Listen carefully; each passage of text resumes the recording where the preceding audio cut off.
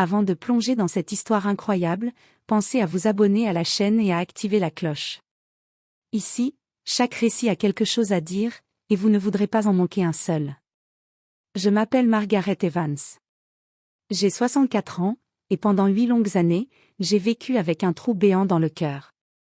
Un silence épais, pesant. Un silence qui n'était pas fait de paix ou de repos, mais de rejet, de douleur muette. Ma fille unique, Emily, a cessé de me parler. Pas à cause d'un accident. Pas à cause d'une querelle dévastatrice. Non. Ce silence glacial est né le jour où j'ai osé demander le divorce. Cela peut sembler banal, presque ordinaire aujourd'hui. Mais dans ma famille, c'était un séisme. J'étais mariée à James Evans depuis 32 ans. Un homme droit, respecté, apprécié. Il enseignait le droit constitutionnel à l'université de Boston, et était souvent invité à des conférences, à des panels intellectuels. Il brillait en société. Moi, j'étais bibliothécaire dans une école publique, une femme discrète, sérieuse, investie dans les livres et les enfants. Ensemble, nous avions cette apparence que les autres couples enviaient, stabilité, élégance, éducation. Mais tout cela n'était qu'une coquille vide. Derrière les murs de notre belle maison coloniale à Brookline, il n'y avait ni rire ni chaleur. Pas de cris, pas de disputes, mais un silence acide.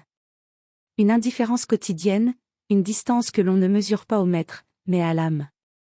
Nous vivions comme deux collègues forcés de partager le même bureau, chacun plongé dans sa routine, dans son monde. James rentrait tard, mangeait rapidement, puis disparaissait dans son bureau avec une bouteille de scotch. Pas un regard. Pas une main posée sur mon épaule. Pas même un « Comment s'est passée ta journée, Margaret ?» Parfois, je me demandais si je n'étais pas devenu un meuble dans cette maison, utile, silencieux, toujours à sa place. Mais j'ai tenu. Pour Emily. Elle était notre trésor, notre unique enfant. Je voulais qu'elle ait une enfance douce, stable. Qu'elle puisse croire que ses parents formaient un rempart contre le monde. Alors j'ai souri. J'ai préparé les repas. J'ai organisé les fêtes d'anniversaire, cousu ses costumes pour les spectacles d'école, collé des mots tendres sur la porte du frigo. J'ai étouffé mes larmes la nuit pour ne pas qu'elle m'entende pleurer dans la salle de bain. Je me souviens d'un Noël particulier.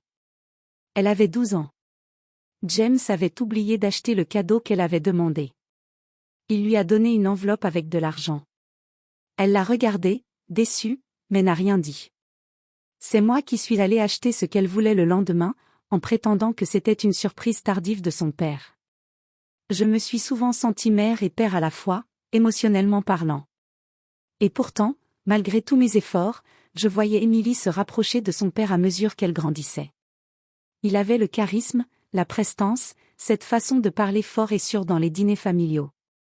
Moi, j'étais l'ombre rassurante, mais effacée. Le jour où Emily a quitté la maison pour rejoindre l'université à New York, j'ai ressenti un vide effrayant. Pas celui d'une pièce soudain trop calme, mais celui d'un échafaudage qui s'effondre. C'est comme si j'avais tenu debout toutes ces années uniquement pour elle, et maintenant qu'elle n'était plus là, je ne savais plus pourquoi je restais. Je me souviens de ce soir-là, assise dans la cuisine. Le dîner était prêt, comme toujours. 2 assiettes, 2 verres, 2 silences. James est arrivé, a mangé, s'est levé, m'a dit « bonne nuit » sans lever les yeux de son assiette. La banalité de la scène m'a brisée. J'ai nettoyé la table, lavé les verres, puis je suis allée dans la salle de bain. Je me suis regardée dans le miroir. Mes cheveux poivre et sel étaient bien coiffés. Mon chemisier repassé. Tout semblait en ordre. Mais mes yeux étaient vides. Et là, à voix haute, comme pour réveiller quelque chose en moi, j'ai dit. Margaret, tu n'es pas morte. Pas encore. J'ai tenu le regard de mon propre reflet. C'était comme me rencontrer pour la première fois depuis des années. Et ce fut le début de la fin. Ou peut-être, le début d'un début. 3 semaines plus tard, un mardi soir, je me suis assise en face de James dans notre salon froid et impeccablement rangé. Il lisait The Wall Street Journal, comme toujours, lunettes sur le nez, un whisky à moitié vide posé à sa droite. Moi, je tenais une tasse de thé que je n'avais pas touchée. Mes mains tremblaient. Il a levé les yeux, brièvement, avant que je prononce quoi que ce soit. Comme s'il savait déjà. James, je veux divorcer. Pas de réaction immédiate. Pas de choc. Pas même un froncement de sourcils. Il a juste fermé son journal, posé ses lunettes, soupiré longuement, puis hoché la tête. Tu veux tout gâcher maintenant, après toutes ces années? Il n'a pas crié. Il n'a pas pleuré. Sa voix était neutre, presque blasée, comme s'il répondait à une mauvaise prévision météo. Je l'ai regardé, incrédule. Une part de moi, même après tout ce temps, espérait qu'il essaierait. Qu'il me dise qu'il m'aimait encore, qu'il ne voulait pas me perdre, qu'on pouvait essayer, changer, reconstruire. Mais non. Il s'est levé, a récupéré son verre, et s'est dirigé vers le bureau sans un mot de plus. C'était ça, notre dernier soir comme mari et femme. Quelques jours plus tard, je faisais mes cartons. Je n'ai emporté que l'essentiel, quelques vêtements, des livres, 2 cadres photos, et une plante verte qui ne fleurissait plus depuis des années, un symbole muet de ma vie conjugale.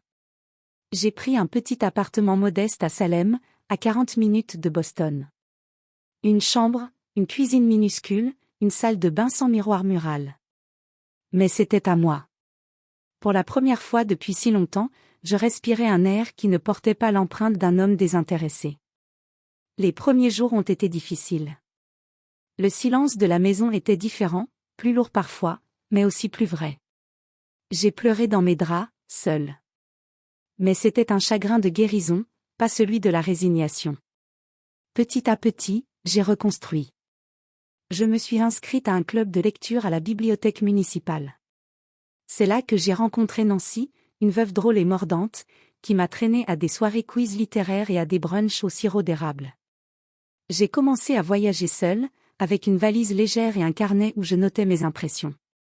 J'ai découvert Santa Fe, Savannah, et même un petit village au Québec où personne ne me connaissait et où j'ai passé des heures à marcher sans but, juste pour sentir mes jambes exister. J'ai pris des cours de poterie, et mes premiers vases ressemblaient à des accidents de la nature, mais j'adorais y plonger les mains, sentir l'argile vivante sous mes doigts.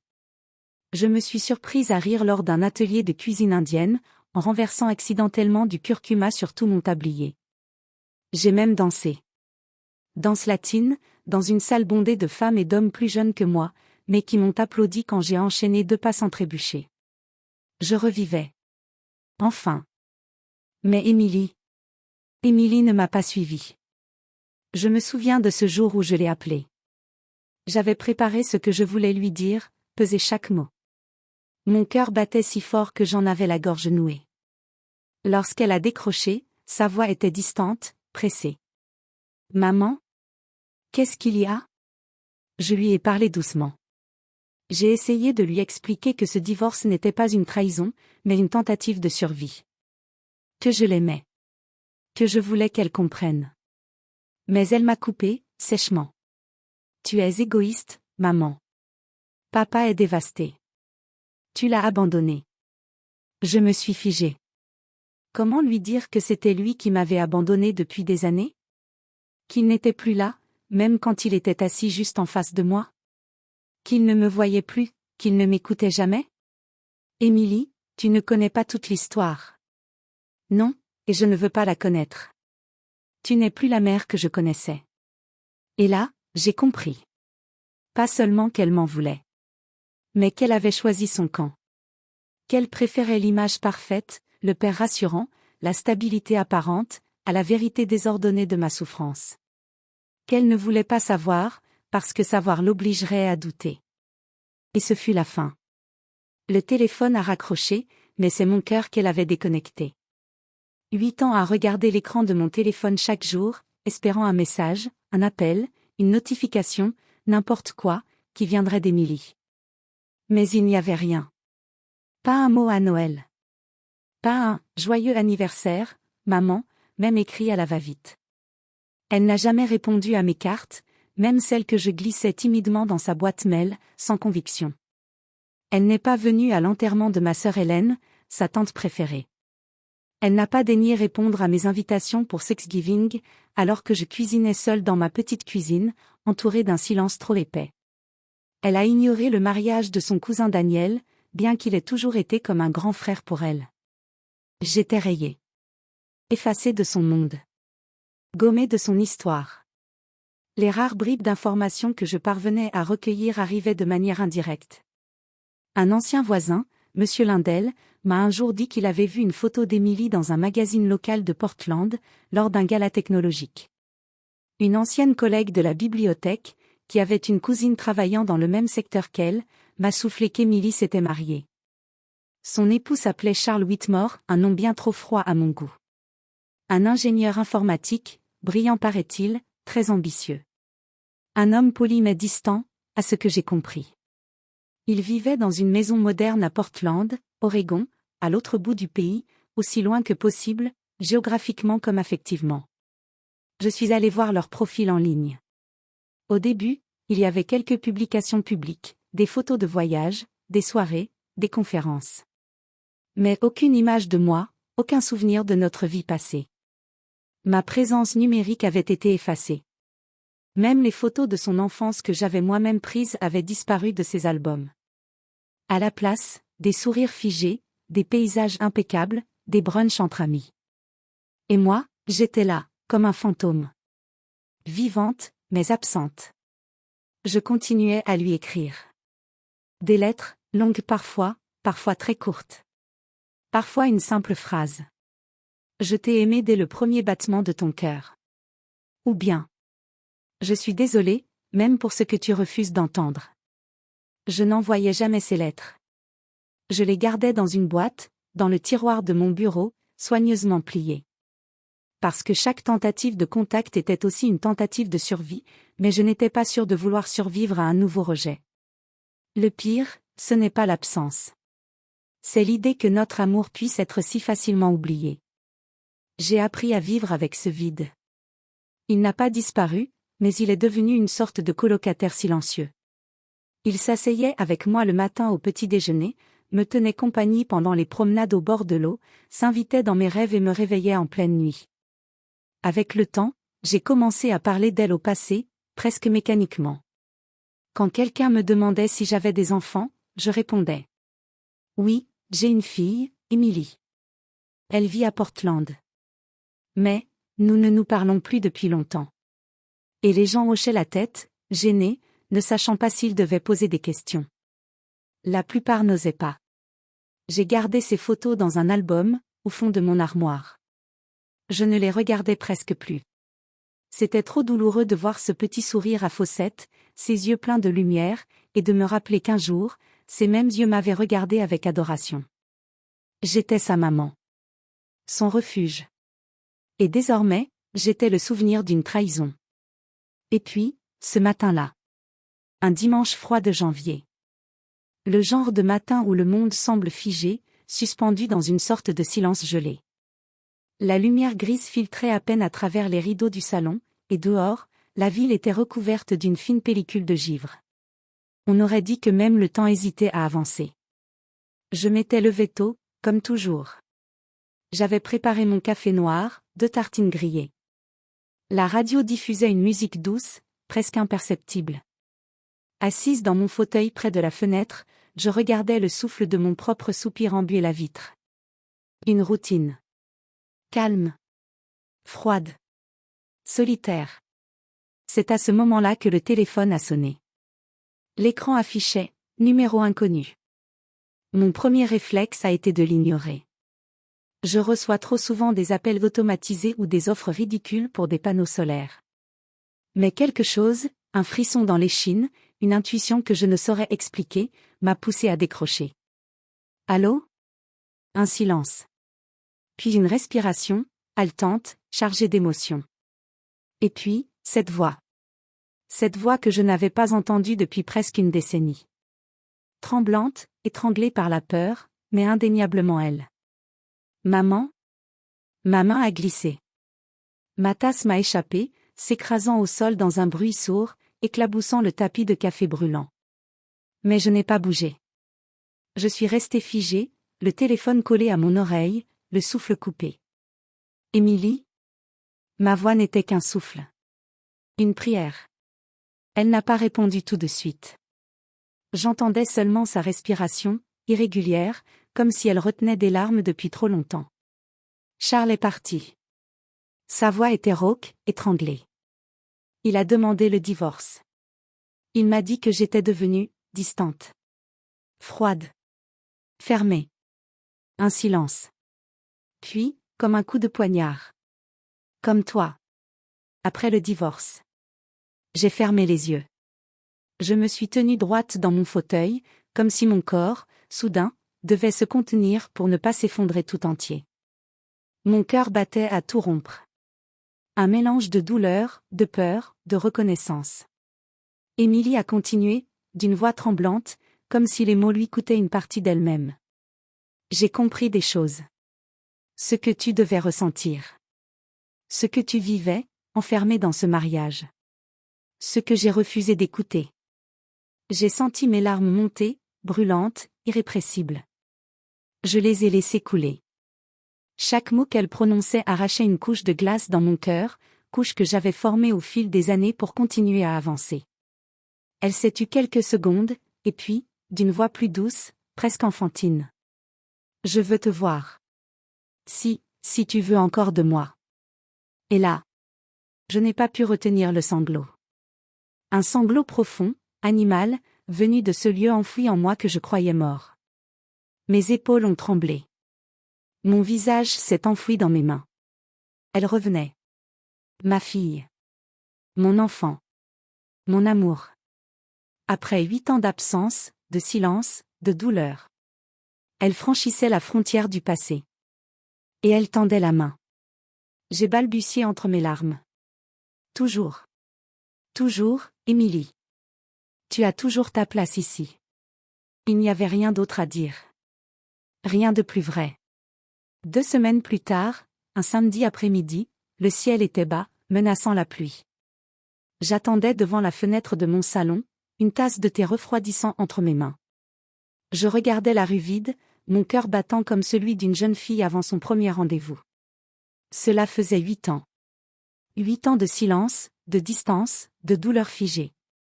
Et maintenant, elle venait. Puis, je l'ai vue. Elle avançait lentement sur le trottoir, le visage à moitié caché sous un manteau trop grand, celui qu'elle portait déjà quand elle avait 17 ans, les manches lui tombant toujours un peu trop sur les poignets. Dans sa main droite, une valise noire, usée, comme si elle avait marché longtemps avant d'arriver ici. Et dans l'autre main, une photo. Quand j'ai ouvert la porte, nos regards se sont croisés. Et tout s'est figé.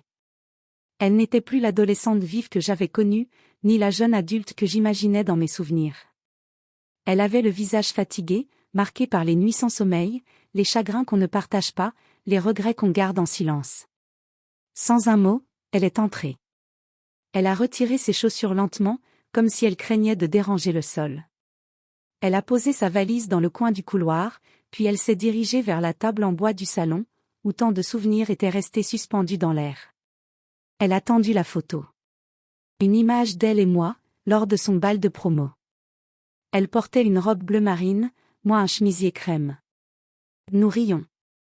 Nos têtes penchées l'une contre l'autre, nos regards complices. Ce jour-là, je me souviens, elle m'avait dit. Ne me lâche jamais la main, maman. Elle a posé la photo sur la table, doucement, comme on poserait un morceau de verre fragile. Puis elle a murmuré, la voix cassée. On peut recommencer? Je n'ai pas répondu tout de suite. Ma gorge était nouée, mes yeux embués. J'ai simplement hoché la tête, et je lui ai pris la main. Nous avons parlé toute la nuit.